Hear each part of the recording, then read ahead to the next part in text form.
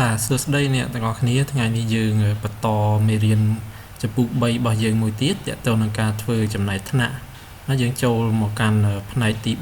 4ដែលនៅក្នុងផ្នែកនេះយើងនឹងរៀនពីចំណុចគឺការនាំចេញលទ្ធផលហើយនឹងការគណនាផ្ទៃកន្លាអញ្ចឹងយើងបានធ្វើចំណាយថ្នាក់ពីសប្តាហ៍មុនរួចអញ្ចឹងយើងអាចធ្វើការនាំចេញលទ្ធផលវាបានណាបាទនៅចំណុចដំបូងនេះយើងនឹងរៀនអំពីការនាំចេញលទ្ធផលអញ្ចឹងនៅនេះជាឧទាហរណ៍មួយណាយើងអាចនាំចេញលទ្ធផលគឺ export classification របស់យើងដែលយើងបានធ្វើចំណាយថ្នាក់កាលពីសប្តាហ៍មុនរួចហ្នឹងបានធ្វើការ export ទៅកាន់ Google Drive របស់យើងបាទមានវិធីអាច export ទៅកាន់កន្លែងផ្សេងទៀតប៉ុន្តែនៅនេះយើងឧទាហរណ៍ export ទៅកាន់ Google Drive បាទអញ្ចឹងនៅពេលដែលធ្វើការនាំចេញនឹងចប់បាទយើងអាចរកវានៅក្នុង folder នៅក្នុង Google Drive របស់យើងណាដើម្បីទាញយកមកមើលបានអញ្ចឹងនៅនេះយើងអាច click link code នេះទៅដើម្បីចូលទៅកាន់នេះរបស់យើង GE របស់យើងបាទឧទាហរណ៍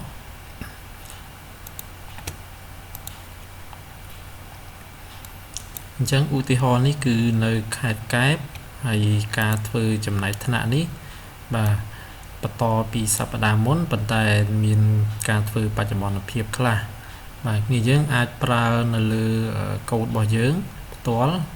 ឬក៏អាចរៀនធ្វើបន្តពីកូដនេះក៏បានដែរអញ្ចឹងនៅក្នុងកូដរបស់ខ្ញុំនេះឧទាហរណ៍របស់ខ្ញុំគឺខ្ញុំប្រើ asset ជា GCP ក្នុង asset របស់ខ្ញុំណាអញ្ចឹងអានេះយើងជ្រើសរើសយកខេត្តកែបហើយអានេះសម្រាប់ training សម្រាប់ validation សម្រាប់ផ្ទៀងផ្ទាត់អីហ្នឹងគឺខ្ញុំប្រើ asset របស់ខ្ញុំអញ្ចឹងប្រសិនបើយើងដៅចំណុចរបស់យើងកូដនេះលុបចេញទៅណាបាទនៅក្នុងកូដរបស់យើងគឺយើងប្រើផ្ទាល់របស់យើងប៉ុន្តែនៅក្នុងកូដនេះខ្ញុំបានបន្ថែមកូដនៅខ្លះលើសពីសប្តាហ៍មុនដូចជាបន្ថែមនៅទិន្នន័យallow បាទទិន្នន័យតាក់ទងជាមួយនឹងរយៈកម្ពស់អានេះ S2 នៅដដែលបាទយ៉ាងនេះទិន្នន័យallowបន្ថែមនេះមួយហើយអានេះ function សម្រាប់ម៉ាស់ខ្លៅម៉ាស់អីណាបាទមានទាំងខ្លៅមានទាំង snow មានទាំង shadow សមោលអីហ្នឹងអញ្ចឹងបានម៉ាស់ទៅច្រើនយើងអាចប្រើកូដនេះតែម្ដងក៏បានដែរអត់អីទេបាទហើយចាប់ផ្ដើម filter អញ្ចឹង filter យក S2 ដែលយើងបានតាំងខាងលើនេះអញ្ចឹង filter ពពកយក 30% ចុះឆ្នាំ2022ព្រំដែន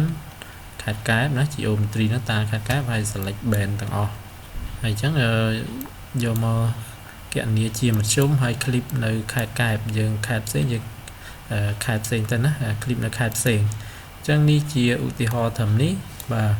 ហើយដល់ពេល composite ហ្នឹងបើសិនជាបង្ហាញណានៅកន្លែងនេះអត់ទាន់បង្ហាញទេតាំងថែមមួយទៀតគឺនៅកន្លែងនេះប្រើវិធីសាស្ត្រ add index ប៉ុន្តែ index ជា3 4ណា4 index អញ្ចឹង3 4 index នេះគឺបន្ថែមវាចូលទៅក្នុងរូបភាព composite នេះណាបាទអញ្ចឹងរូបភាពរបស់ composite រូបភាព RGB Sentinel-2 ដែលយើងមានតែជាង10 band អញ្ចឹងនេះបន្ថែម band ចំនួន4ទៀតណាទៅលើវាដើម្បីវាជួយក្នុងការធ្វើចំណាយថ្នាក់អញ្ចឹងមិញ composite នេះគណនាបានតែមួយទេណាយើងយកមធ្យមហើយបន្ទាប់មកយើងយកមធ្យមហ្នឹង composite ហ្នឹងយើងយកមក add index នេះណាបាទបន្ថែមអ្វីដែលយើងបានគណនានៅនេះប៉ុណ្នេះអញ្ចឹងបញ្ចូល band អស់ហ្នឹងបាននៅក្នុង composite ហើយខ្ញុំបានបន្ថែមនេះមួយទៀតគឺតាក់ទងមួយ slope ហើយនឹង elevation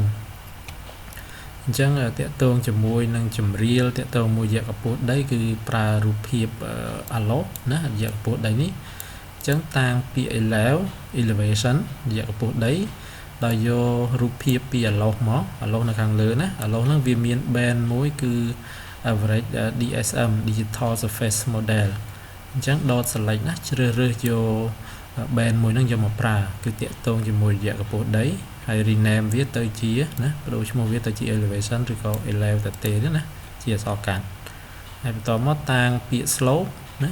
អានេះជាកូដណា terrain slope ហ្នឹងហើយយក allow ហ្នឹងមកប្រើដែរហើយ select DSM ហ្នឹងដែរណាបាទ là dương vô chỉ slope hay đôi một viết tới chỉ slope chẳng mùi elevation dạng của đấy mùi tiết chia chùm riêng và dương bật tham mà on nâng và lớp bật tham mấy composite ní bật tham bên index nuclear hay composite tang ní bật to mùi tiết cứ bật tham pi ní châu tiền á composite dot add band cứ bật tham elevation muối hay dot add band mùi tiết cứ bật tham slope mùi tiền chẳng rút phiếp bỏ dương là cái lại ní cứ miền band bật tham chùm luôn bỏ mùi ná chẳng bật tham mà bộ index ní chùm luôn 4 hay bật tham slope mùi tiết pram hay dạng bộ đây mới tiết của mùi và cho miền của mùi bên bật thám đâm bay chùm nuôi từ đó ca thưa chùm này thân ạ ok anh ấy sầm nhập và hai ni thòm mà đá nữa bên buôn bay pí bỏ thòm chiết chẳng vô composite nắng nông composite nó về miền là bên ni thòm mà đá nâng hái còn miền là bên để dương bật thám hàng lừa cho nên còn được hai bên thòm đá thế nào RGB và chẳng RGB dương là tập hợp bảo dương cứ nơi này nè chỉ rụp hiệp RGB image nè mà này bắt to máu và một đo cáo chấp đám normalize vía đầm bay ở vía ní là rụp hiệp bảo dương miền đầm lại và hai cái này normalize miền thật vừa ở tới chia thòm đá chia tu tới chẳng nè miền bạch diện này càng lớn đi nè function to normalize image pixel value should be between nè pixel từ mùi ở đầm lại vía chập pixel từ mùi ở việc đôi kia là mấy nghi sưu thôi cả cái miền là repeat chẳng nơi còn lại nít chia câu sản lập phơi normalize mà to bỏ viên trắng mà cần tộc bỏ viên nắng và miền mãi nè và anh ấy min hay anh ấy mặc và minimum maximum hay tàng mọi to một crom câu bảo việt to đo crom chẳng mất nằm lại chứ tầng on nó dương mặt đông nó phần nắng hay khăn khổ những to mà tiền composite bao dương tàng hàng lười nắng dương tàng mà hàng crom đi hãy smart normalize composite chẳng là thưa ở bên tầng on nó cứ miền làm lại chỉ tu tới bị sâu từ mùi mà hay chập đàm thui chấm này thân ạ chập bị nâng mót dân chập đàm thui chấm này thân ạ đôi sập đàm môn đài chân dương khai xây dựng tàng một xây nhận tới dân chập bị ní mót dân miền random hay bẩm bài bia nó chỉ chập sập chỉ sam sập ở chân mót và pra random forest ở chân mót nữa và thui classify thui ấy mót chân dương bàn là tập hall nhưng bàn là tập hall anh ấy sập đàm môn chân là tập hall chỉ classify image như thế và chẳng ca đại dương bật tham bên bật tham dạ của bố đây bật tham chấm riêng ấy nó cứ đậm bay bóng ca nơi ca thưa chấm này thân ạ bao dương và cầm mọi dương pra tập bên bỏ việc sọt tết chân dương bật tham tình này xây tiết đậm bay chấm núi hay thôi nòm lại về tới đậm bay chui đỏ ca vị phịa nè chẳng là chập bị sâu tầng mối việc thôi ca vị phịa bay trái đẹp xem vì nghề sửa nó buộc bên chân bị bập hộp xây kia bị rụp hiệp sinh khả niệm miền ở lòng miền ấy chẳng nè và chẳng anh ấy chỉ rụp hiệp để thuê cả classify hay bắt đầu mất với accuracy assessment và accuracy assessment giờ riêng sắp ra một rồi hai câu này miền ở sạp đại hai nè và chẳng nơi gọi lại này miền print miền ấy nè giờ miền nơi hàng đàm này nè và feature collection ấy đó hay mà đó này accuracy assessment nè anh ấy tàng matrix hay accuracy assessment anh ấy bà hai tay overall đấy nè tay nè chứ ở bà hai đôi sắp đá muốn là dương bà hai miền PA nè để chia producer hay là consumer mà dương đã câu nông tiết của bà này ở đây thì chứ người lại ní còn là bà hai phần nắng display GCP và anh ấy dương display của bán ở các bạn á bị bộ dương đáy dương miền geometry này cái này nè cho những display của bán ở các bạn này GCP chơi mà anh ấy chỉ style rồi nhập display GCP code mà cái này nè chẳng châu đo meridian ngày ní cứ dương nhá vô là tập hall để dương bàn riêngประมาณ nắng bị bay sập đà một nắng và vô mà nón chành thôi ca nón chành chẳng ca nón chành là tập hall code bao vía và ní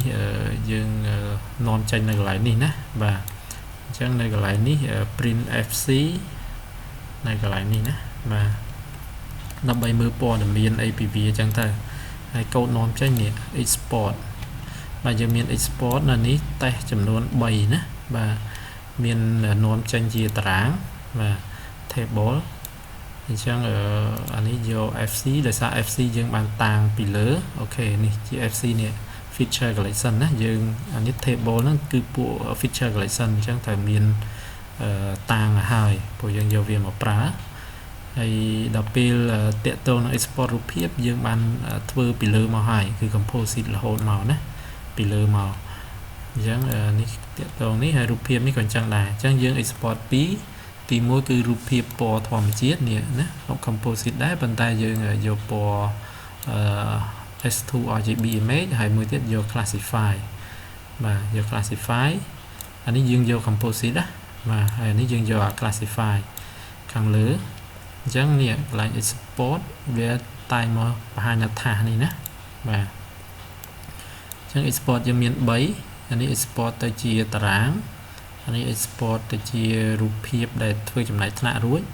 អញ្ចឹងកាលណាយើងនាំចេញអានេះយើងអាចយករូបភាពហ្នឹងលទ្ធផលហ្នឹងទៅបើកជាមួយ QGIS បានណាដើម្បីធ្វើ map layout បាទ map layout ដាក់ពណ៌ដាក់អីហើយដាក់អីផ្សេងទៀតណានៅក្នុង QGIS សម្រាប់ធ្វើផែនទីប៉ុន្តែលទ្ធផលគឺយើងបាន run នៅក្នុងនេះរួចហើយធ្វើចំណាយថ្នាក់បែបនេះរួចហើយ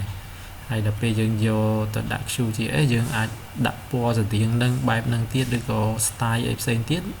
អាហ្នឹងយើងយកអាស្រ័យលើការរចនារបស់យើងណាបាទ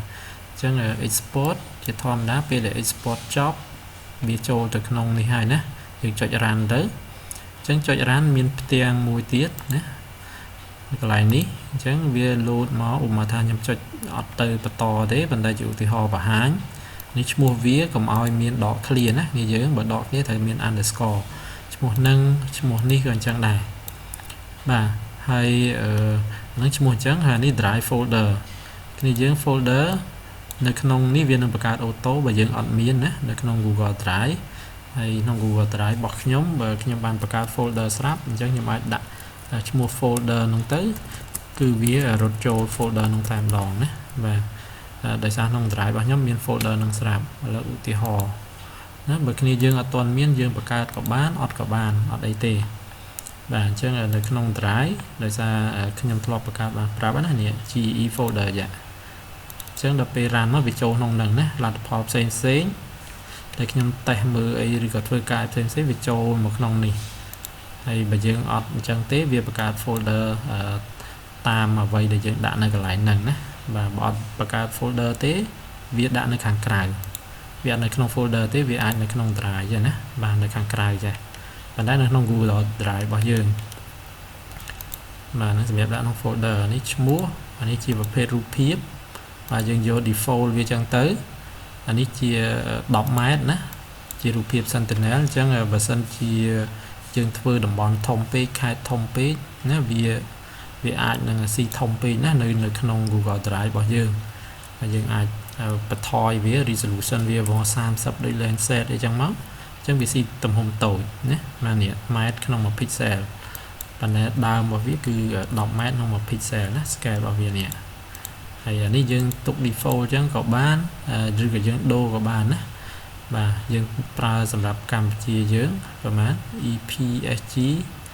32.648បាទយើងអាចវាយចូលណា EPSG 7.2 32.648ចឹងណាចានេះគឺតាក់ទងជាមួយនឹងយើងប្រើ UTM 048N នៅក្នុងស្រុកយើងបាទយើងអាចដូរមកអញ្ចឹងទៅហើយយើងចុច run អញ្ចឹងវានឹងដំណើរការចូលទៅក្នុងនាំចេញចូលទៅក្នុង folder របស់យើងនេះដំណើរការរបស់វាណាហើយ source code script អីវានៅនេះដែរអញ្ចឹងនៅពេលដែលចប់ណាអានេះនៅយូរទៀតយើងអាច cancel បានបាទហើយនៅពេលដែលវាចប់យើងនឹងឃើញដូចក្នុងមេរៀនយើងណានេះឃើញកន្លែងនេះវាថា open in drive អញ្ចឹងយើងចុច open in drive ហ្នឹងទៅយើងអាចទៅរកឃើញវាបានណានៅក្នុង Google Drive របស់យើងណាបាទឥឡូវយើងតេស្តមើលទៅ test code នឹងសិនទៅណាបាទ ហើយនេះជាឧទាហរណ៍នៃការនាំចេញលទ្ធផលនៃការនាំចេញនេះ composite image RGB រូបភាពពណ៌ធម្មជាតិគឺនាំចេញទៅបានរូបភាពនេះហើយរូបភាពដែលនាំចេញ classify image នឹងបានរូបភាពនេះណាបាទហើយទី1មិញaccuracy table បាទនាំចេញទៅគឺបានតារាងនេះយើងបើកជាមួយនឹង Excel បាទ accuracy table អាចទៅមើល code វិញបាទអញ្ចឹងនេះconsole នេះអានេះណាបាទនាំចេញទៅវាចូលទៅក្នុង Excel នឹងអស់ហ្នឹងបាទប៉ុន្តែខ្ញុំចុច run តែមួយទេណាជាឧទាហរណ៍នេះមាន3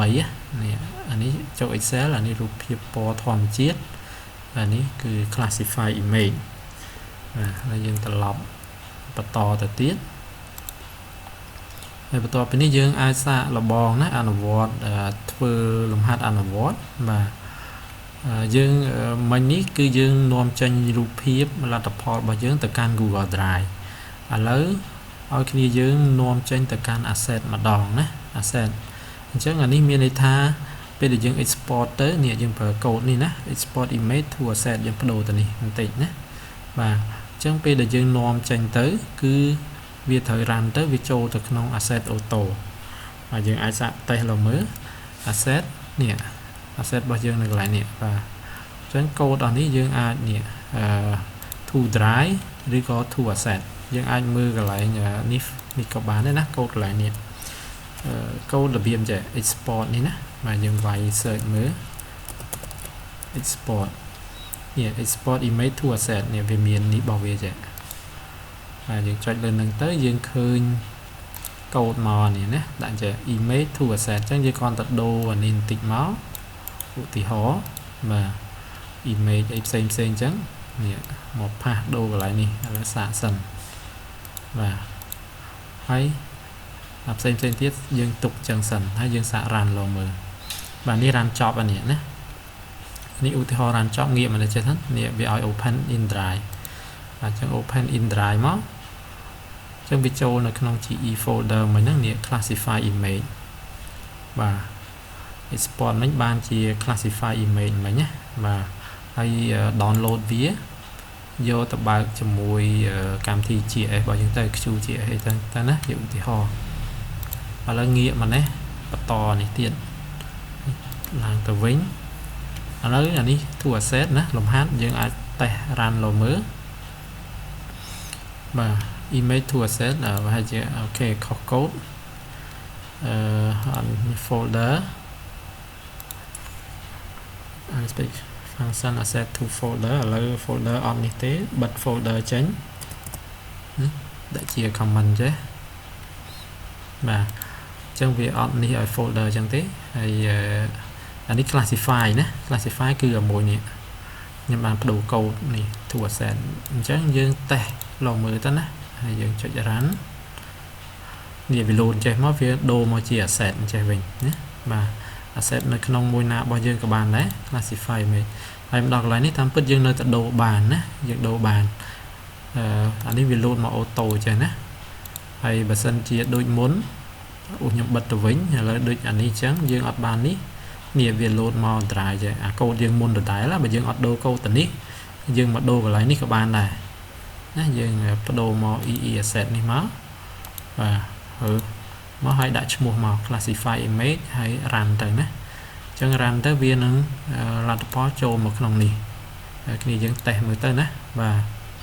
ហ្នឹងតាក់ទងមួយលំហាត់ហ្នឹងបាទឥឡូវយើងបន្តទៅមួយចំណុចទៀតអញ្ចឹងមួយចំណុចទៀតគឺនិយាយអំពីគណនាកាឡាផ្ទៃបាទឬក៏ផ្ទៃកាឡាបាទផ្ទៃកាឡាយើងប្រើ code EE image pixel area អញ្ចឹងលទ្ធផលដែលយើងបានធ្វើចំណែកថ្នាក់វាមានប្រភេទផ្សេងគ្នាហើយយើងចង់ដឹងថាឧបមាថាដីព្រៃមានផ្ទៃកាឡាប្រមាណដីទន្លេប្រមាណផ្ទៃទឹកប្រមាណអញ្ចឹងយើងអាចប្រើ code syntax នេះណា image.pixel area នេះដើម្បីធ្វើការគណនាណាឥឡូវជាឧទាហរណ៍បាទនេះ classify image ហើយយើងអាចបង្ហាញតែខ្លះណាមួយឧទាហរណ៍ណាអានេះជារូបភាពទាំងដុលកែបអញ្ចឹងមកគណនាឃើញ153គីឡូម៉ែត្រការ៉េឧទាហរណ៍អញ្ចឹង ហើយបន្ទាប់មកគណនាតែផ្ទៃដីនេះដីព្រៃនេះពណ៌បៃតងនេះបាទ green area ហ្នឹងគឺ29 គីឡូម៉ែត្រការ៉េហើយយើងអាចធ្វើការគណនាផ្ទៃមួយបានដោយប្រើកូដនេះណា ee.image.pixel area អញ្ចឹងយើងអាចចូលមកកាន់កូដអញ្ចឹងទៅ click លើ link បាទនេះជ្រើសរើសយកទីតាំងនៅដដែលបាទរូបភាព S2 filter បាទហើយ display អញ្ចឹងមកយើងបាន S2 បាទដកនេះសិនអញ្ចឹង S2 image ធម្មតារូបភាពពណ៌ធម្មជាតិហើយ display input composite អញ្ចឹងអានេះបាទនេះ RGB image មិនហ្នឹងឲ្យតមិញទេឥឡូវនេះ map add layer បាទ classify មានថានេះបាន export ចូលនេះ classify មុននេះណាគ្នាយើងត្រូវ export ជាឧទាហរណ៍ចូលទៅក្នុងនេះរបស់យើងទៅអញ្ចឹងអានេះខ្ញុំបាន export មុននឹងជាឧទាហរណ៍ចូលទៅក្នុង asset នេះអញ្ចឹងគ្រាន់តែតាងវាទាញយកប្រើទេ classify មិញណាអញ្ចឹងនេះវាជំនួយមួយនៅពេលដែលយើង export ម្ដងយកទៅទុកនៅក្នុង asset របស់យើងទាញយកមកប្រើគឺវាអត់ធ្វើចំណាយថ្នាក់ម្ដងទៀតដែលនាំឲ្យវាយឺតទេបាទអញ្ចឹងយើង export ទុកទៅយើងយកលទ្ធផលហ្នឹងគ្រាន់តែតាងវាហើយទាញយកលទ្ធផលហ្នឹងយកមកប្រើអញ្ចឹងអានេះនៅក្នុងនេះខ្ញុំបានទុកនៅក្នុងនេះបាទហើយទាញយកមកប្រើបាទកែបនេះ classify image នេះណាបាទអញ្ចឹងគ្រាន់តែដាក់ ID វា copy ID នេះយកទៅប្រើណាដែលខ្ញុំដាក់តហើយបើយើង export គ្នាយើងអានេះ ID ផ្សេងរបស់គ្នាយើងណាបាទអត់មានគ្រាន់តែដូរឈ្មោះខ្ញុំចេញឲ្យបានដាក់ទៅឃើញរបស់យើងឯង error ឯណាអញ្ចឹងពេល export ទៅអានេះ ID ពួកយើងផ្សេងពីហ្នឹង copy ទាំងដុលទៅយកទៅជំនួសកន្លែងនេះណាបាទនេះចាប់ពី user ហ្នឹងក្នុងមិញកណ្ដុលហ្នឹងជំនួសកន្លែងហ្នឹងទៅអញ្ចឹងមកដល់ក្រោមយើងយករូបភាពហ្នឹងមកប្រើ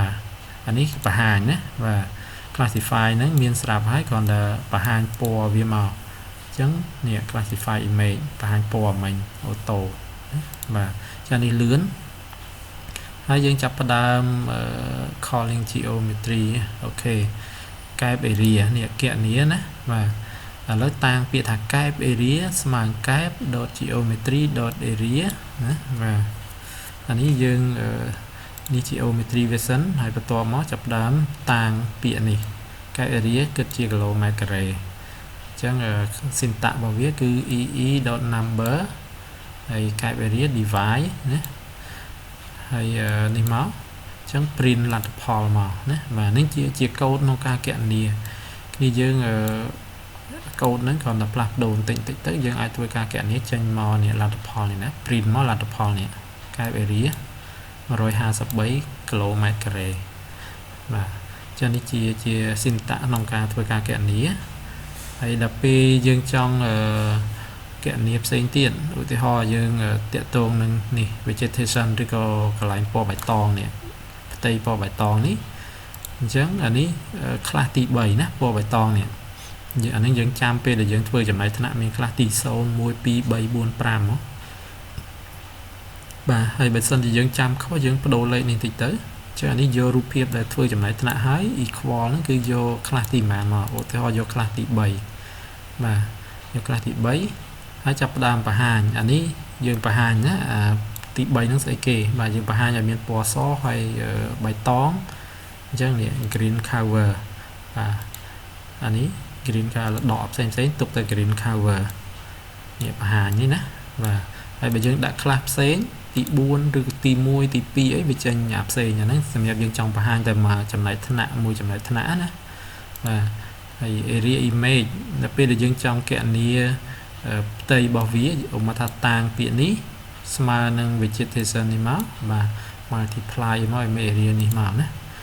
បាទយើងដាក់អញ្ចឹងមកហើយបន្ទាប់មកចាប់ផ្ដើមកូដនេះ area image បាទនេះយើងបូកកូដកន្លែងនេះយើងបូកសរុបណា user ហើយប្រើ sum សរុបហើយបន្ទាប់មកយើង print លទ្ធផលនេះ vegetation area ចង់និយាយថាតាក់ទងនឹងតំបន់ពណ៌បៃតងអានេះរូបមន្តដូចឲ្យលើមកអញ្ចឹងហើយគណនាមកចេញផ្ទៃកន្លាមកនេះណា29ហើយដល់ពេលយើងចង់គណនាផ្ទៃដីស្រែកូដដូចឲ្យលើមកអញ្ចឹងដែរ đôi ở lơ mình đai nè đây sẽ nơi lấy 4 và kiện nia trang máu user ấy đôi kia trang máu nè đôi kia mà cần hạt phần năng đôi ở lơ chẳng chập đang chập bị và này nè đây bây giờ trong kiện nia bập hết môi tiết và dưới copy code nó đã to mà tiết hai đồ ok mình thầm năng thầm này nè như kiện nia dân copy code nâng hãy đã một cáo pha máu hỏi đồ khá mùi tiền á thì trong này lại kì hay những ai kiện thì việc bàn thì đó nè và chịp tây tức rồi có đây thằng này của cái hỏi chẳng chẳng kiện như mùi đó nè dân là khơi là tập họ khi dân ai tại sao là bò mưa bán ăn vọn mới lấy bà to ní cứ làm hạt chầm nhập mê riêng dưới ní hạt trong cái oi kiện đi hai nâng bà hai là tập họ mà chỉ phía rồi green cover chẳng là green cover mấy dương bà hai là tập họ viết chia cái lỗ mạch kề lấy khi dương ai sao bà hai là tập họ chia phía rồi nè đây đây prey mình đây pra cột này ảo như nè và thì họ chọn lừa ní link xám chẳng ở ní miền bật to mò miền sạp chẳng hái chẳng tay xạ là bong mới kiện như chia phía rồi vừa mày rồi có cái dương ai xạ là bong rồi xạ là bong pra AI ai lâu mới làm bầy chui nhé cái dương để chơi pra bà lấy xạ là bong rất 200 chuột cái tam lại tiền đấy và